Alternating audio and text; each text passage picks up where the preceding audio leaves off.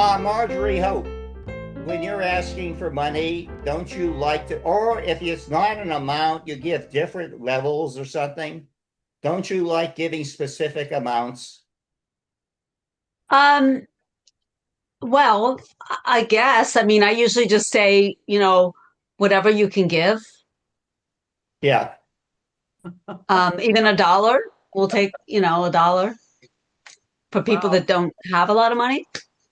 this is an interesting conversation, Jim. Maybe more interesting than our topic. Yeah.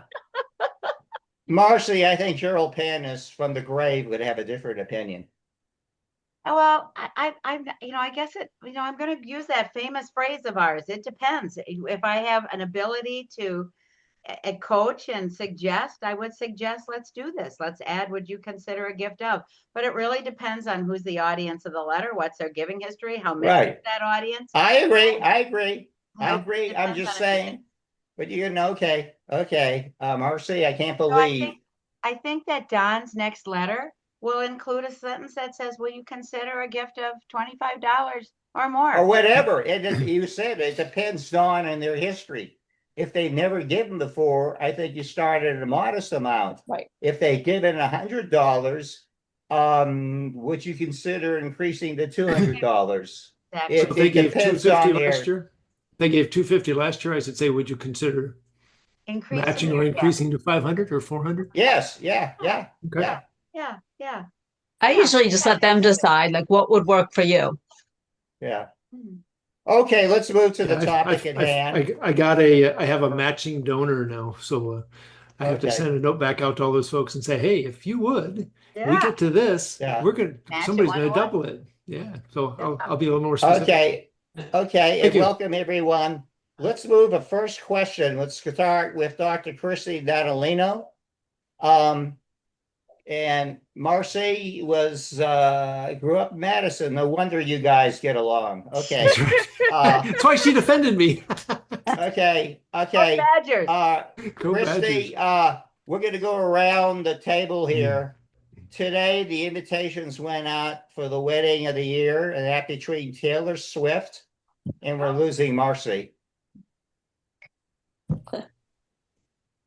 Where are you going, Marcy? I'm just Oh, bringing there my he is. cohort. Okay, go Don, Big here's Red. Bucky. Bucky's with us. Okay, All right. okay. Let's start with go around the table. The date was officially announced today, 1 month from today, July 3rd, 2026, in New York City. It was moved to Rhode Island. Is the wedding of the year between Taylor Swift and Travis Kelce. Did you get an invitation? No. No. Oh. And if you got the invitation, how much would you spend of your own money to attend? That's tough. I mean, I'd keep it with flights. Okay, let's say $1,000. Go crazy and Okay, get a okay. dress. And Yeah, yeah. I think you might want to have a good dress. I also Okay, have friends Don. up there, which is helpful. Yeah, Don Gleason. Did you If get an invitation to the wedding? And I how did, much would you spend if you got an invitation to attend it? I did not. I don't know either one of them. I would not attend. I would not spend any money. Okay, Marcy Heim, who says just go with the flow. And So, Marcy, you're probably the so, most likely person to get an invitation. so I Did you didn't get get an invited. invitation? However, I'm working with a client and it's a aquarium in California. And Taylor Swift put on one of our t-shirts and we raised over $1 million in sales by selling Woohoo! that t-shirt that she put on her body. And we got to interact with her and she was delightful. And so I'm Yeah. thrilled that she's a philanthropist, but do I need to attend her wedding? If you got an Wait, in invitation, that case, if I would be all over it. Sorry, Jim, I'd be all over it. Oh, I'd I spend would okay, go in a thousand heartbeat. dollars, man. okay, Not, Yeah. hey, Marcy, if not you my got an shoe. invitation, how much would you spend to attend it? I would not attend. I would be Why not? Why not? because it's a wedding and she is not she doesn't have the relationship with me that would make me want to be at that event. Okay. Gerald Hill is a master of public relations. Um, Gerald, did you get an invitation? I did not, but I'd have to wash my hair that evening. Okay, more seriously, if you got an invitation, how much would you spend to attend the wedding? I probably would not. Okay. Gloria Delgado, who's been in the corporate and foundation world, did you get an invitation? No, I did not get an invitation. And if you did get an invitation, how much would you spend to attend it? I don't think I would attend. I'm sure they're going to have so many people there that they wouldn't miss me. I don't have no, relationship with her or the groom. So no, I just would bypass it. Okay. And by the way, actually, all I see is on the internet, people complaining, celebrities, that they didn't get invites. But anyways, Landa Runa, who, by the way, will you take a moment and tell us about your PhD dissertation?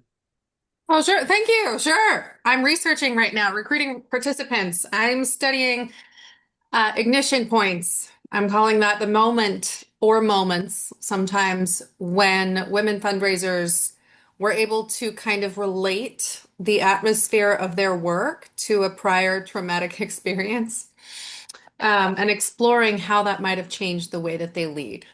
So survivors of domestic violence who maybe are in a position where they're feeling they've been asked to do far more work than is realistic compared to what they're being compensated with, and they might feel a weird sense of manipulation or maybe exploitation. I'm trying to dig into that and figure out how that changes the way that we lead. Okay, tell us how you can participate because you're looking for people to interview, right? Mhm. Could you tell us about how our members of our audience could, and Leah Hunt, welcome, who I think probably she might got an invitation. And Leah Hunt, are you coming in? Leah Hunt has gone everywhere. But how can people participate? I mean, I love this this one of a kind PhD dissertation. Well, believe me, I started out more broad, wanting to save the whole world, but I was told that's not realistic for a dissertation. So here we are. Yeah. No, I'm recruiting women 25 to 40. I'm trying to hit early to mid-career professionals to see how that's affected their career development or if they left the field, the sector altogether. US based, who have, the background of trauma and who had this moment. So I'm just asking I have a quick eligibility form, and then we do a quick 60-minute Teams interview. Quick. Okay. Thank Okay. you. Okay. And by the way, do you want to share? John, can she type her, will you want to type your email address and your cell phone number so people know how to reach you? Could you sell that? Yes, Type that I into the chat absolutely space. will. Yes, I will. I will. Thank you. And this is confidential, by the way, right? These interviews. The interviews are 100% confidential. Yeah. That's part of the deal. I can't wait to get to the next couple of people. Elizabeth Ford, did you get an invitation? And if you did get an invitation, how much would you spend to be at that wedding? It has not arrived yet, and I would probably not expect to be invited because I'm not really associated with those two, but I wish them well. Okay, well, I'll tell you what. If someone got an invitation in this crowd, it would be Marjorie Hope. Tell me, this lady has been everywhere. Did you get an invitation? And if you got an invitation, how much would you spend to be at the event of the year? So I did not get one, but if I did, I would absolutely go because think of those social media posts. You better believe it. It would be fun, exciting, and I would love to talk with everybody. So, what are you going to wear if you went? I'm sorry, what was that? What would you wear? Oh, it depends what her attire is, which I really don't know what she is requesting, but I'm sure I would find something. I think he's got there. Hey, can we have She should wear that T-shirt that Marcy's team provided her. Yeah. Yeah. Right. Hey, Leah Hunt, are you there? She says John, can we? connecting to audio. I think she's having a little trouble connecting, Jim. Okay, Leah, can you hear us?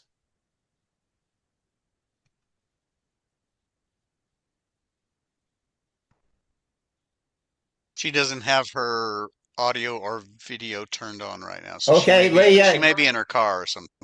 Okay, Leah, you got to turn on your audio and video.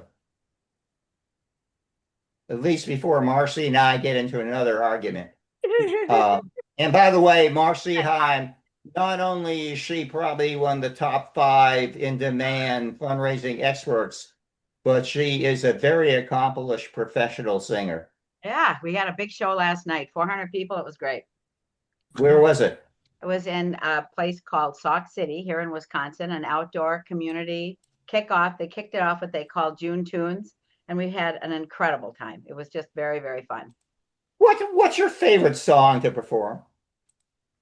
It changes every day, Jim. Well, what is it today? Well, last night I'm doing a song, and this will probably reveal way too much about me, but I'm doing it because of our and I can't say what squacentennial, what is it Yeah. we're having this year? The squasqua. So the Yeah. 250th, Yes. okay, Yeah. the 250th year of our country. So I put together a little show. Sesquicentennial. Thank you, John.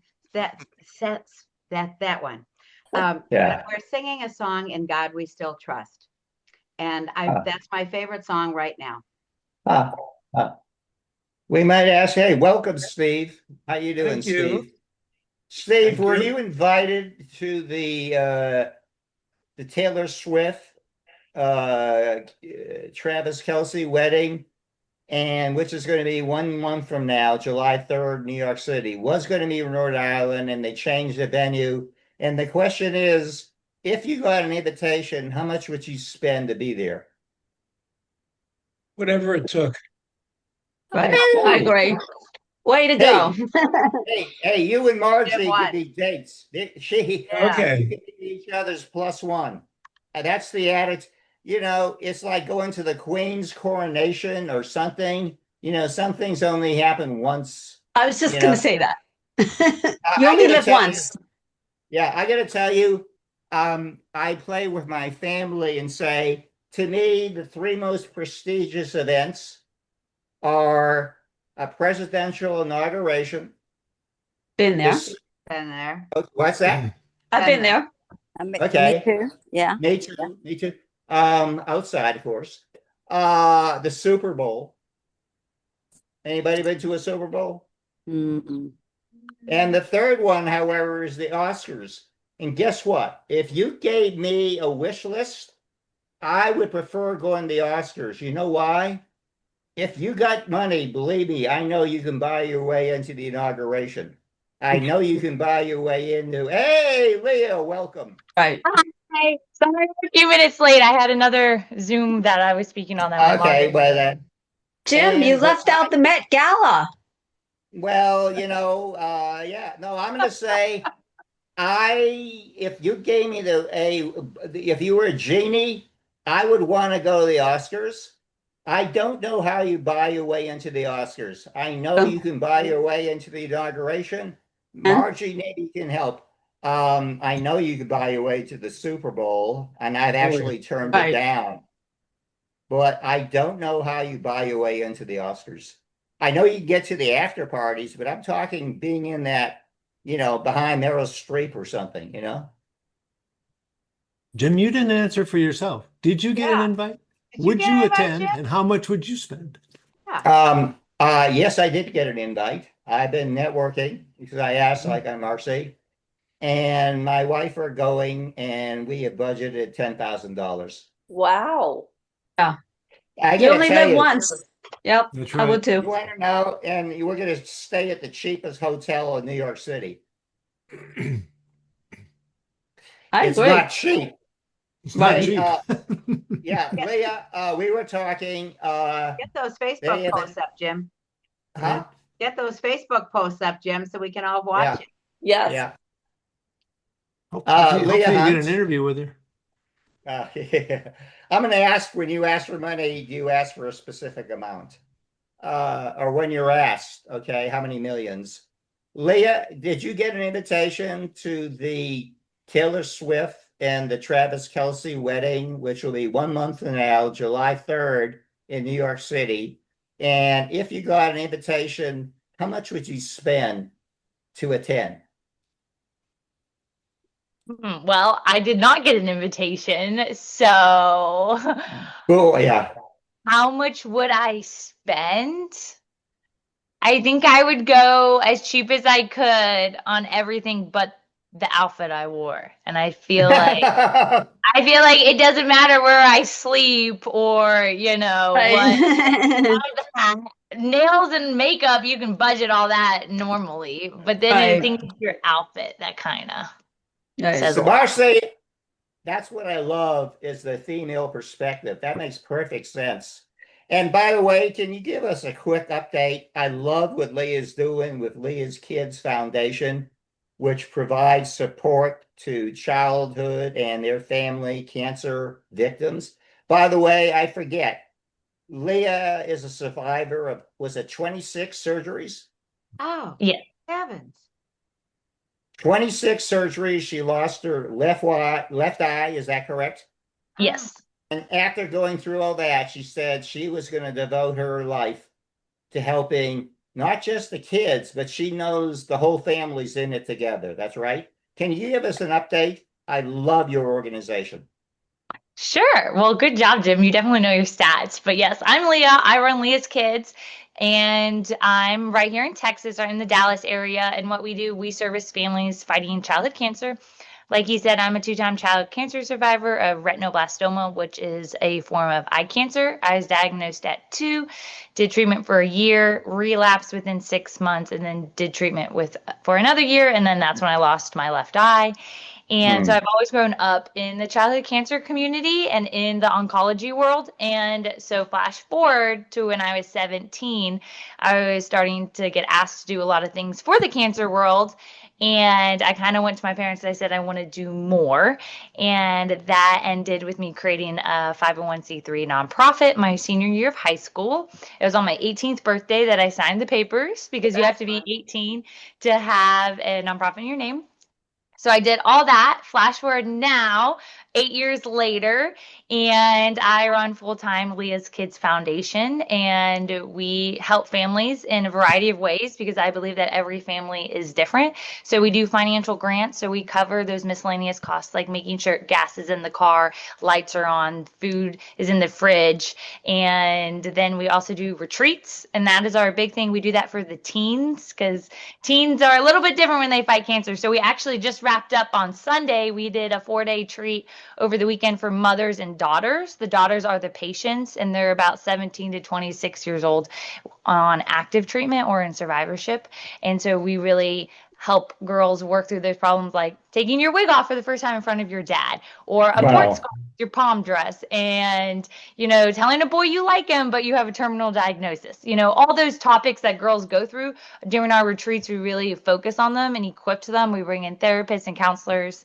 And then we have a ton in advocacy. I sit on the board with the White House for the Moonshot Initiative, and I hold the spot for Texans. And we have written so many children's books and so many other platforms, but our main bread and butter is our financial grants and our retreats. But that's a little bit about Leah's Kids. Hey, Leah, sometimes, as Marcy will tell you, I'm a little crazy, but things just pop into my head. What's the breakdown between cancer victims? Is it kind of equal between the genders, or does it go male or female? What's the breakdown between the genders? So something that we say is that cancer doesn't discriminate. It doesn't see color, gender, race, voting ways you go, Yeah. anything like that. It truly is it just kind of happens.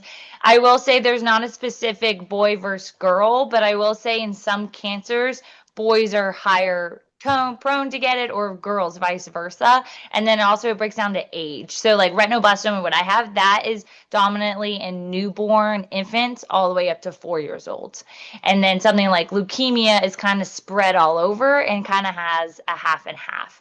Then you would have, osteosarcoma, and that is more your teenagers. So it really kind of depends more age, I would say. So certain cancers fall into certain age categories. Let's dig a little deeper here, okay? Since we have an expert. I'm thinking, the younger you are, the more fearless you are because you don't know better. What's your experience in working with, say, I don't know, 2 to 6 year old cancer victims to say 15 to 20-year-old? How do the challenges compare and contrast? I would say the mental health battle is very different, and I think it's really for little kids. Some parents take two very different parenting approaches while their child is fighting. So you have type A, which is we don't say the word cancer. We say if you have a tumor on your head, it's like your unicorn horn, or it's your angel kiss is your port scar, and then they get more animated and fun. Then you also have B version, which is parents start at a young age where they're saying those words, they're explaining it, they're much more factual to the kid, I guess you could say. And there's no one's better, one's wrong. And so I'd say that's a different way for the little kids. The teenagers, they are aware what's happening, they have full understanding, they see the difference, but they also know what they're missing out. Sometimes a little kid doesn't know what they're missing out. A teen can see they're not going to homecoming, they're not going to the football games. They can see friends, they're losing friends. Whereas a little human, they're maybe losing friends, but they don't have that clear understanding that they're losing friends. Now, however, for me, I fell in the category of a tiny human, but as I got older, I had to almost relive and re-experience my entire childhood cancer diagnosis because I came of age of pure understanding, the age of reason. You can start, and then you start putting things together. So it really comes down to your parenting. It comes down to your experience. Both are traumatic in their own ways, but it really just depends where you fall in the age category. By the way, I think I call it the C word, and God Almighty, that you're so close. My sister has breast cancer, okay, and she's doing well. My family's been pretty lucky keeping away from cancer, not been lucky keeping away from other heart disease and all. But this is an unfair question, which I'm famous for. Tell us about working with fathers versus mothers.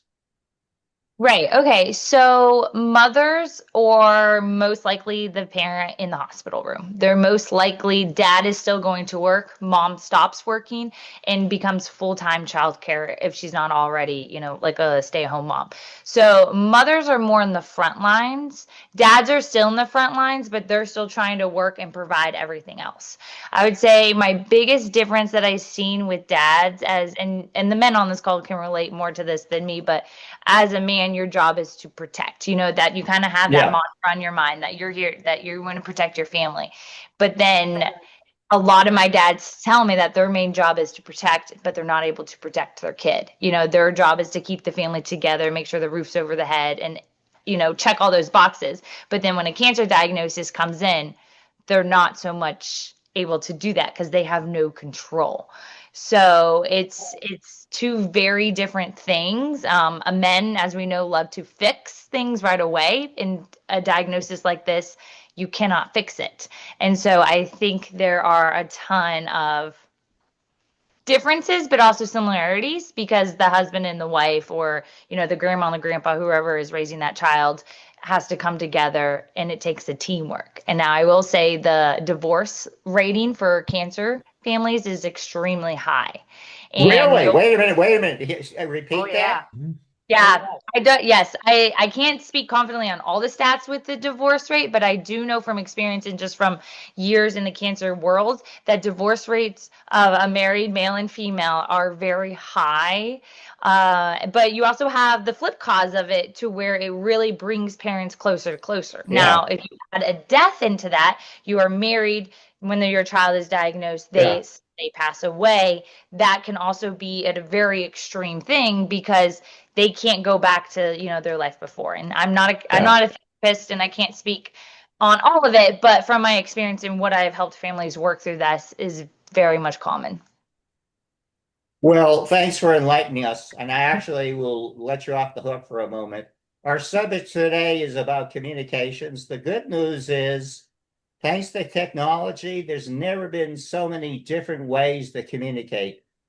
But thanks to technology, the average person we've been trying to reach has never been bombarded with so many messages. So let's start with Dr. Natalino. When you have important, this is business, not personal communication. How do you prefer to communicate something that has business information? Do you mean like versus calls versus text versus email? Yeah, I mean, I'll go through, there's email, there's text, there's phone calls, there's social media, there's smoke screens. I don't know. I think it really depends on the importance first off. If it's either personal sensitive information or if it's something a little more immersion in that, it's got time restriction or something I need to know now, I'll call. I may follow up with an email afterwards, after a call. If it's something less important, but it's information I want to communicate, I'll go email. Okay, Don Gleason, and I'll be nice to you now. Boy, did I pick on you. Don't do that. Don, yeah, you're right. Well, also his problem, he's a big Detroit fan, and I don't like the way the Tigers always beat the Red Sox. Hey, But we just won 3 in a row after having the worst May in almost history. Man. Yeah. Hey, listen, Don, how do you like to communicate when you have important information for business purposes? This is not to set lunch with a friend. This is for business purposes. That's a broad question. So I love to do it face to face, if that's what you're talking about. I love to do it specifically, and I love to bring in stories about what we're talking about has impacted our clients, etc. How about when face to face is not an option? Because Marcy's in Madison and you're in San Antonio. Then I would go with either Teams or Zoom or some type of video chat where we can see each other's face and we can hear each other's tones. Okay. I think that's so important. The pace, the tone. What does it say? Only 7% is through your words. The other 93% is through your body, your voice, etc. I can't wait to ask the artful asker. Oh, Marcy Heim, when you have important information to communicate to clients, to donors, to AFP leaders, to fans, how do you like to communicate with them? Okay, well, Jim, in true Marcy style, I have my notes. And I want to say my biggest message is communication isn't complete because I sent it. It's complete because it's understood. And I always want to start out with what's the outcome. And when I have important stuff, so say, a donor has a wonderful $1 million gift comes in or $100,000 gift comes in. Yeah. People who most need to know about it, I'm going to be on the phone leaving a message, and I'm going to send an email. And I'm going to do that to the people who most need to know because they want to feel like they are being informed, kind of breaking news as you would do on TV, but I want to be kind of the breaking news to them. And I want to be sure, hey, I just want to be sure you hear this right away from me before this goes on. So I want to, that's kind of my first thing.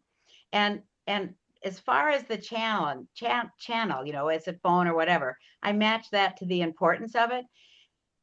But I really am the kind of person to text or pick up the phone and say, hey, quick update, this is happening. You'll get more later. But I want people, I'm more interested in how quickly I can communicate really important information than now. I'm an in-person kind of girl. I'd rather be in person, but I'm going to say that I'm going to jump on to whatever their preferred communication style is first with the lead. I'm not going to say, hi, how are you? Hope you're having a nice summer. I'm going to jump on and say, Jim, Marcy here. Here's the deal. and I want you to know this. And then I'll follow it up with whatever secondary communication style I think will work. Okay, guess what? We agree. Give me a fist bump. Okay, Gerald Hill, who's been in the communications business, when you have important business information to convey, how do you do it? An old politician taught me if you've got a bad message, deliver it in person. If you can't do that, deliver it by telephone and don't put it in writing. Just get the message there and just don't wait for the mail, don't wait for email. And this was before the days of video conferencing, but it was pretty much delivered in person, good news or bad.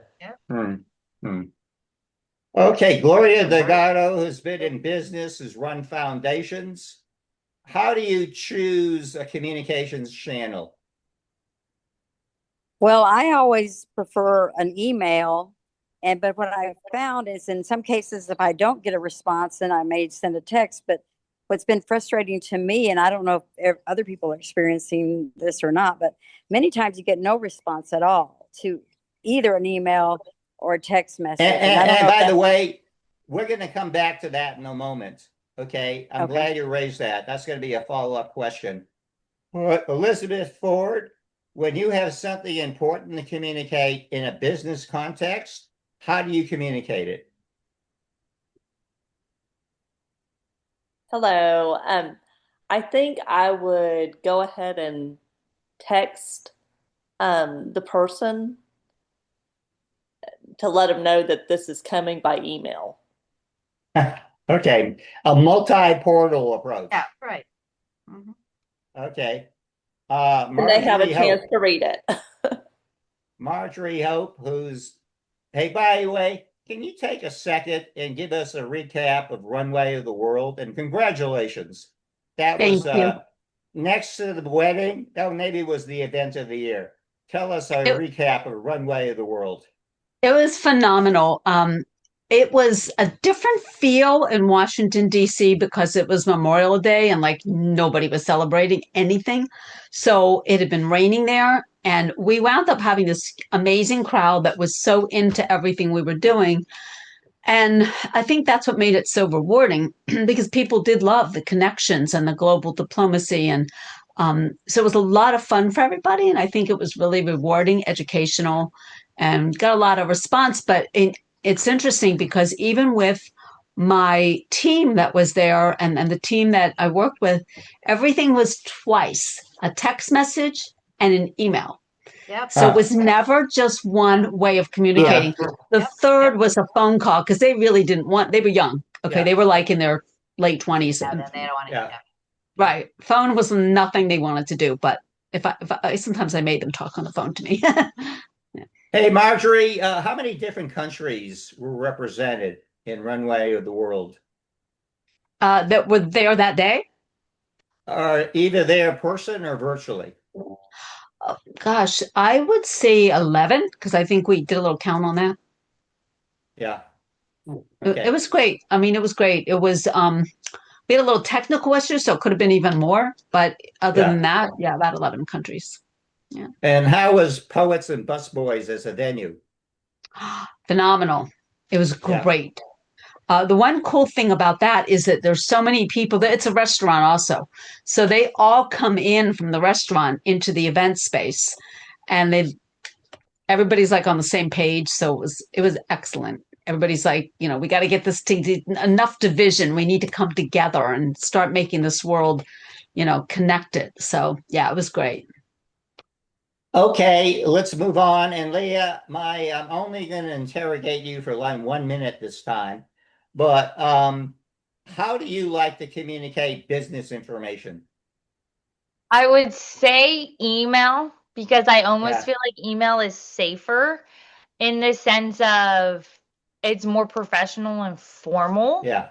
I think text messaging is quicker and easier, but I think if it's of high importance and it involves like a money transaction or a larger scale of people, then email is the best route. But then I would say second to texting if it's like, hey, I changed the schedule. Can you go look at the live document and see it? Little things like that. I think texting is fine, but I think email is safer. So you just kind of have that concrete, hey, this is when I send it. This is what I said. This is what I mean. But I love when you said, I wrote this down, communication is done when it's understood. I think that's huge. I work with so many vendors, and I think that's my hardest thing is that I think I've confirmed, I've sent everything, I've given them full knowledge, full explanation, and then somehow something is still miscommunicated. So I wish there was a solution, especially with vendors. As I gotten older and I work with more people, they say that vendors there will never be an easy pass with vendors. Yeah. I would say communication is definitely done when it's understood is probably my new life statement. Okay, Steven Silver, how do you like to communicate for business purposes? Okay, I'm not a big fan of texting, but I did that with a client yesterday. I texted and said, watch for this email, because he's more tied into his phone than he is to his computer. Um, the other thing that I wanted to share, Attila the Hun, you all know him, right? There was a wonderful book. By the Leadership way, Secrets. I think Attila the Hun's relative was invited to the Swift Kelsey wedding. There is a wonderful book called, well, it's out of print now, Leadership Secrets of Attila the Hun. And don't laugh, it was terrific. And one of the things that I remember, there's several, is... You know what he would say, if you don't listen, I will cut your head off. That was always effective. A little different. He said that he doesn't slay the Hun who brings him the bad news. He slays the Hun who fails to deliver the bad news. And I've actually used that. But no, I'm an email type for the most part. But I started texting the emails coming. The other thing is you have to take a look at what the recipient wants. Exactly. Yeah. Because, I mean, if somebody asks me, how do you want the message delivered? I want an email. Yeah, I agree. And again, it's scary. Marcy and I agree. I think our first job in working with a big donor, how do you prefer I communicate with you? Because everyone's different. You know, everyone's different, and they're the boss. Okay. Gloria, how do you like to communicate important business information? Well, I do think if you happen to see someone at an event or something, I know I'm the board chair for a cancer nonprofit, and there's one particular foundation representative that I've been courting for several years now, trying to find an entry point. And so every time I see her, we have cordial conversation. I've kind of told her about the organization. And I finally, after 2 or 3 years of this dancing around, I asked her to come do a site visit at the nonprofit wellness center. And she came, and she seemed very interested. And she even posted something on LinkedIn, very complimentary of the services that the cancer nonprofit offered. And it was a very heartfelt post. They got a lot of reaction, but then she just kind of has dropped off since then. And we have our annual luncheon next week. I sent her an email. I invited her.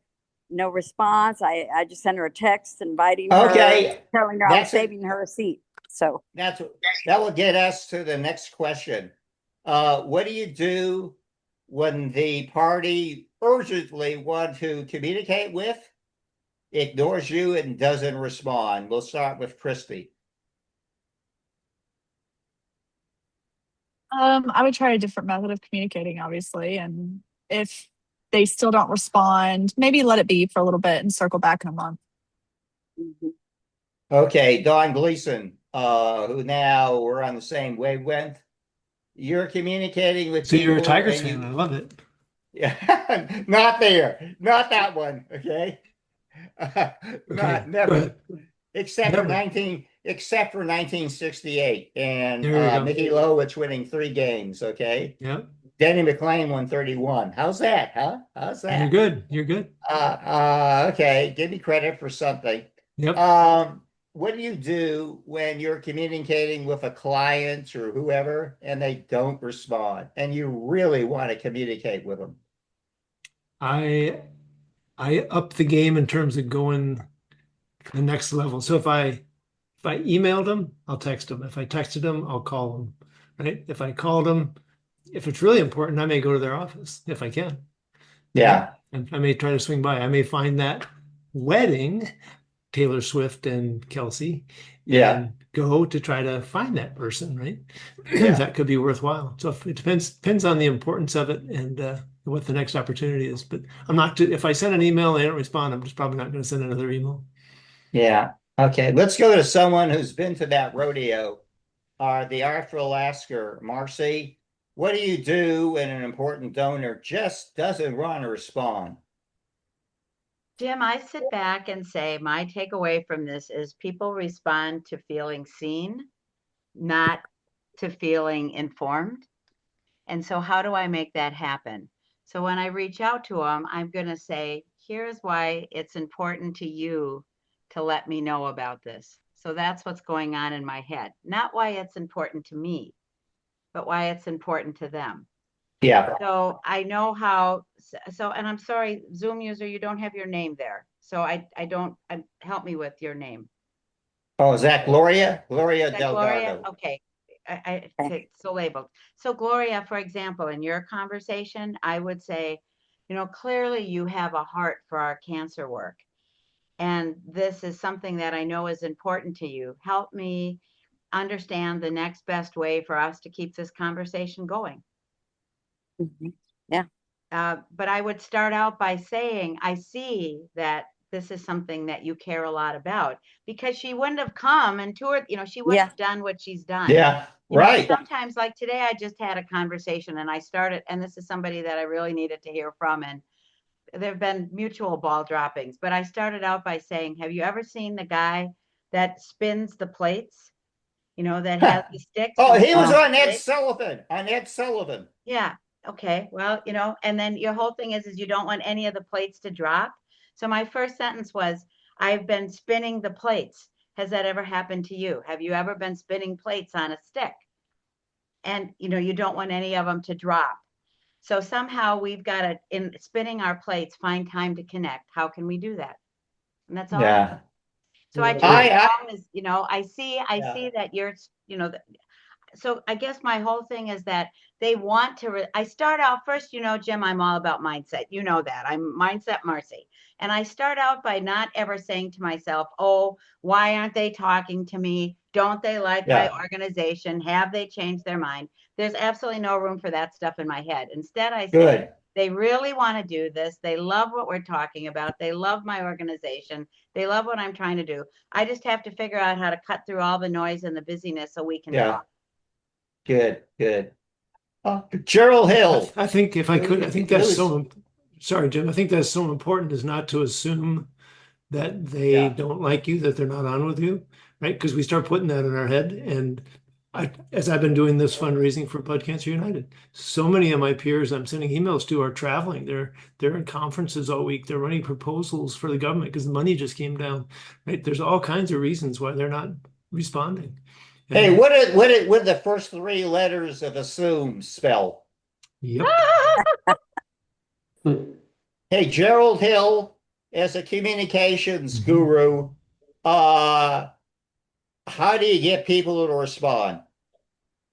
I think I like Don's idea. If you've tried text, if you've tried email and you can't get a phone call returned, have an occasion to stop by the office and because even if you just leave a card, they know there's something going on here that maybe I need to follow up with. Yeah. Okay. Of course, a lot of people are assuming, Leah's in the Dallas Twin Fort Worth area. Right. Marcy's in Madison. Marjorie is in Boca Raton. Dropping by is going to be a little more expensive than you think. Let's go to Elizabeth Ford. Okay. That person just won't respond to you. What will you do?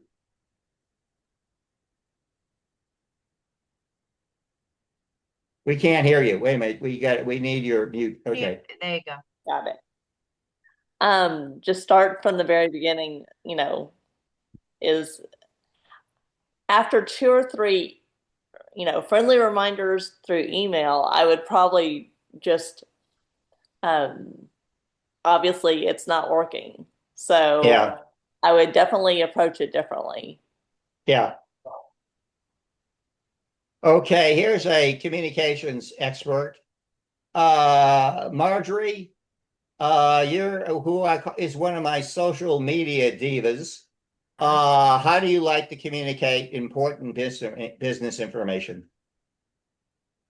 So before, no, I'm sorry. No. I said, what do you do when people don't respond? I blew it. well, I just keep trying and you try different ways, but I wanted to add one interesting thing you mentioned about the event. People wanted to pay, and you're going to laugh, all by QR codes. So we actually had to print out QR codes, and everyone's like, "Oh, we'll just pay that way, not through the link." So I thought that was kind of interesting. I don't think that's so wow. I mean, it's 2026, right? But as far as the what your question was, so if I don't hear an answer, and this happens all the time, email I find never works on the first time because people are so inundated with emails. It's like whatever.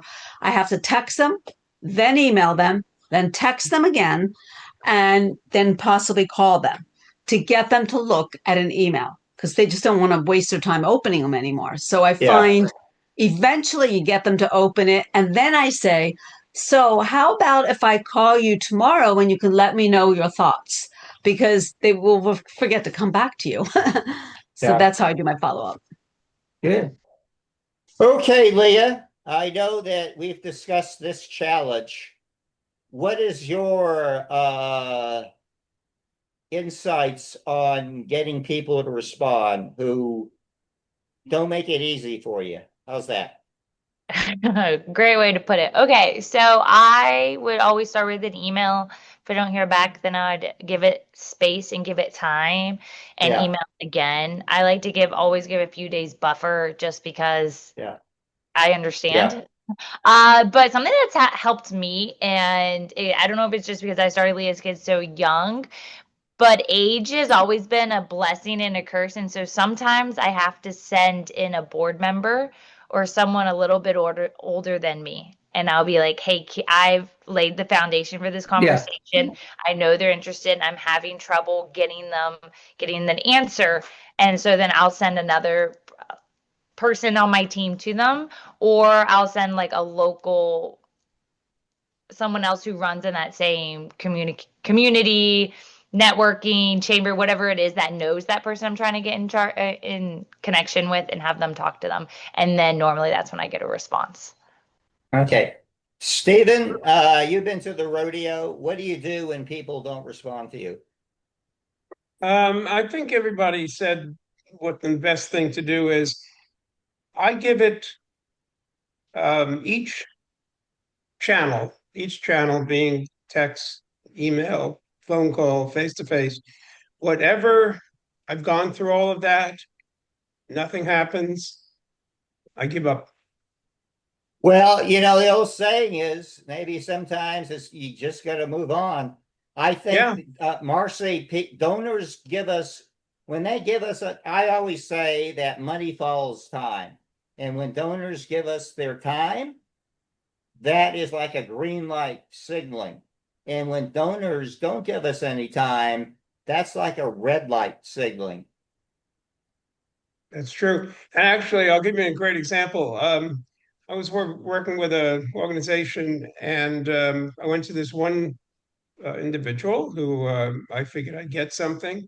And before I even finished my pitch, he got on the website, picked a number to donate, and he donated. How much? How much, by the way? It wasn't much, 500.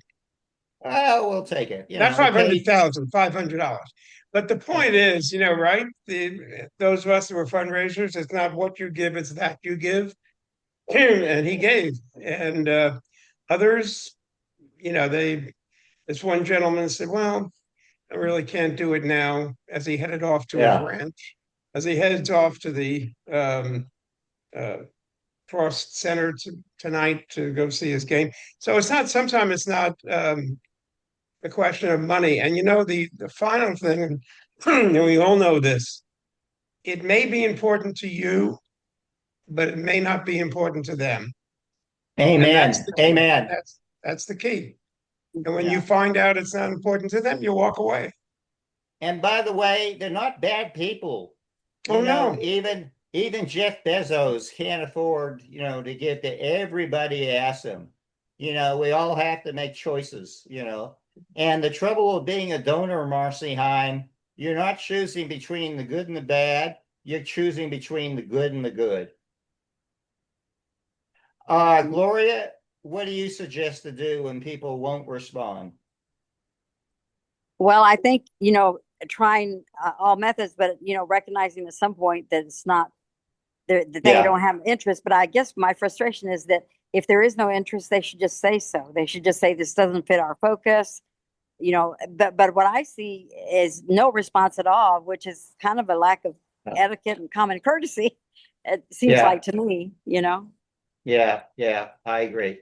Marcy, do you have something to say there? I do kind of. I do in that, Jim, I mean, I've spent my life now working with major donors, and they're wonderful people, and they invest in causes they really believe in. And I could go on for hours with stories of, the donor who said in a meeting, I'm going to do this summer, and you reach out over summer and no response, and you reach out over summer and no response, and fall they show up at your annual alumni event and they say, whatever happened to that thing we were talking about?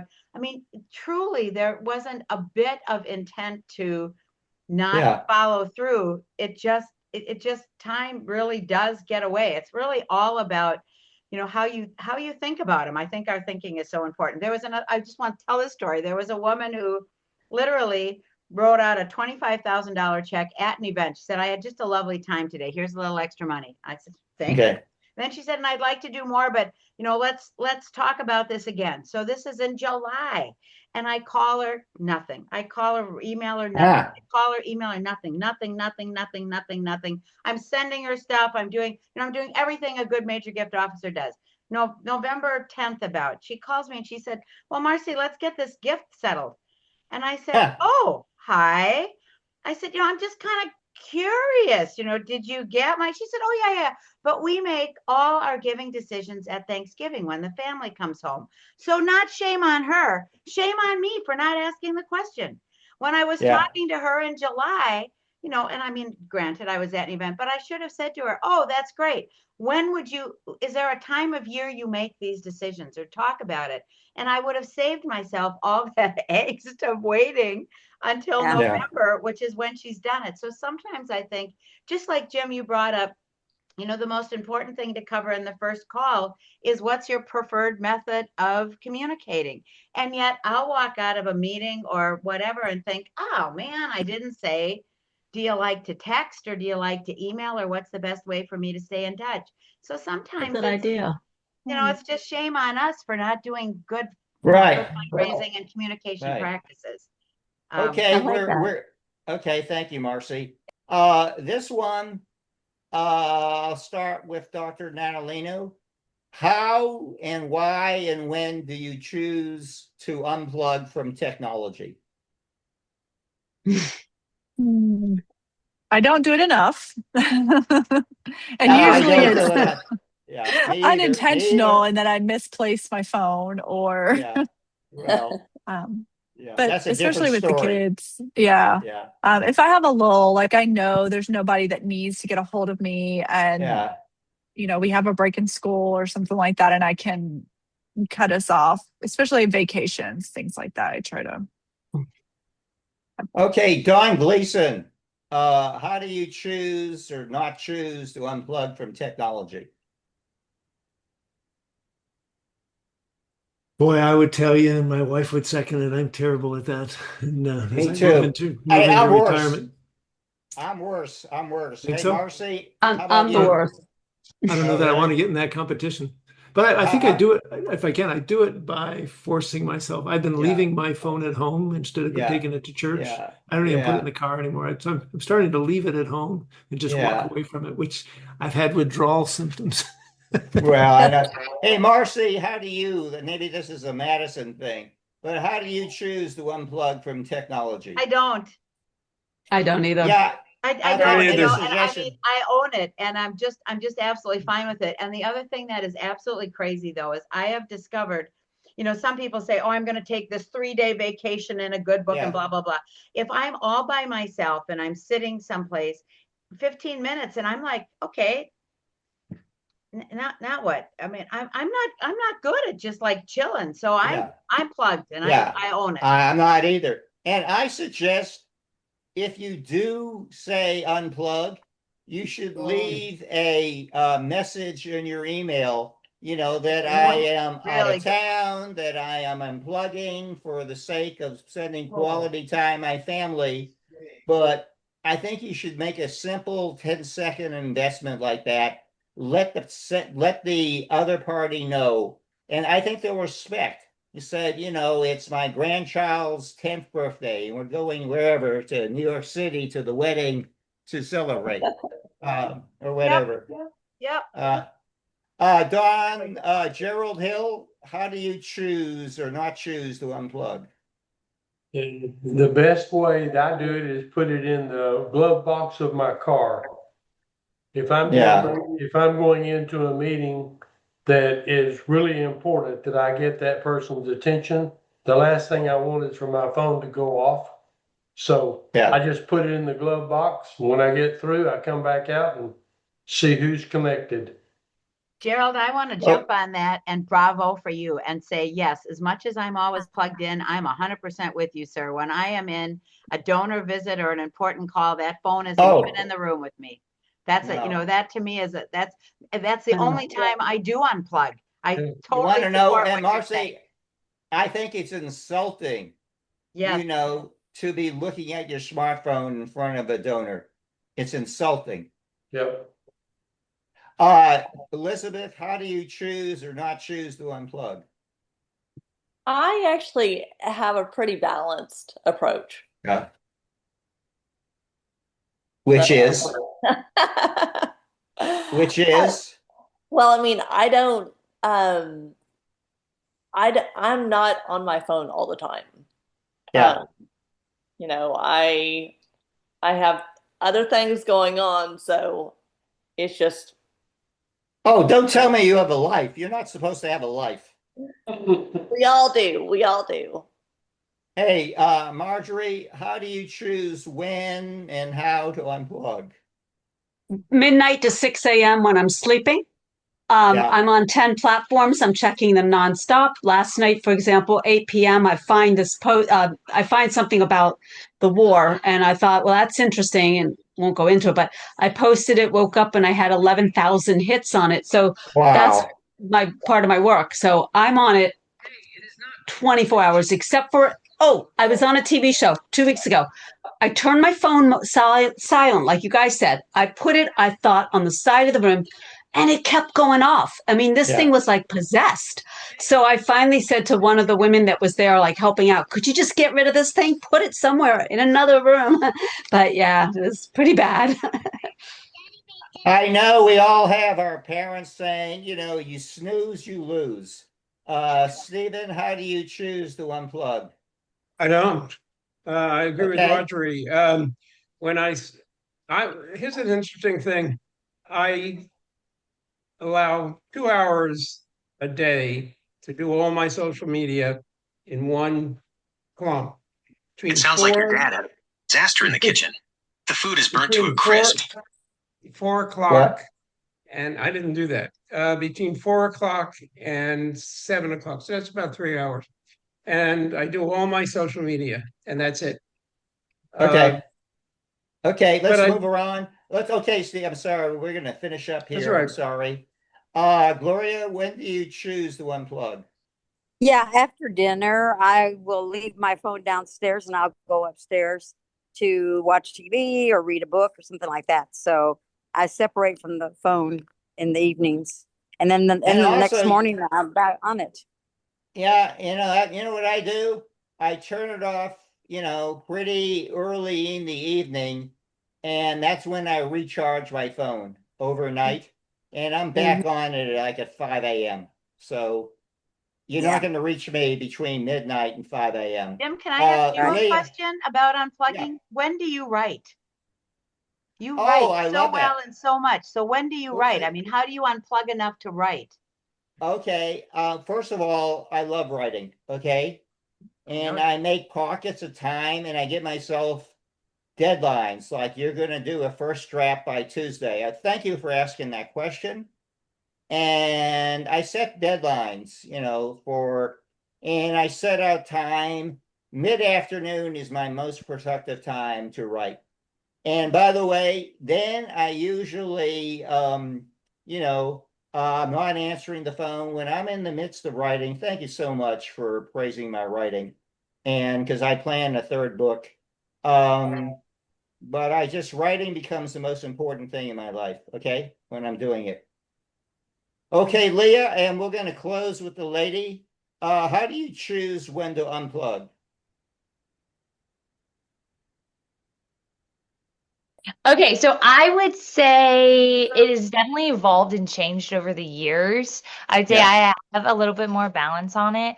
I really try to get everything that involves my phone done by the time my husband comes home. We recently just got married, so that's been really important to me, is to like really be in You're diet. still in. You're still in the honeymoon stage. It's only been 248 days, so I'm Oh. fully embracing it.